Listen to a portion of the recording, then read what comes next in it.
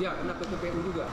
Ya, melalui kuasa hukumnya, seorang pengusaha perkebunan di Sumatera Selatan, Mularis Jahri, mengaku dirugikan karena penahanannya di Polda Sumsel terkait penyerobotan lahan kelapa sawit milik salah satu perusahaan di Oku Timur.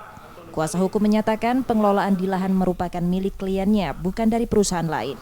Penetapan tersangka dan penahanan polisi dianggap kriminalisasi. Karena hal itu, tersangka mengirimkan surat ke Presiden Joko Widodo untuk meminta perlindungan hukum. Kira-kira kita berharap, karena telah kita lakukan upaya-upaya di sini kelihatannya tertutup. Atau pertama untuk penangguhan tidak dikabulkan, baik terhadap anaknya juga tidak dikabulkan.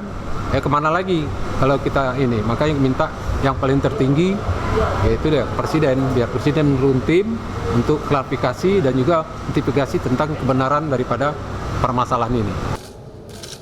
Sebelumnya, Mularis Jahri ditetapkan jadi tersangka oleh Polda Sumsel setelah dilaporkan salah satu perusahaan kelapa sawit yang lahannya dikuasai tersangka. Reski Oktora, Muklas Diferensial, Kompas TV, Palembang, Sumatera Selatan. Ternyata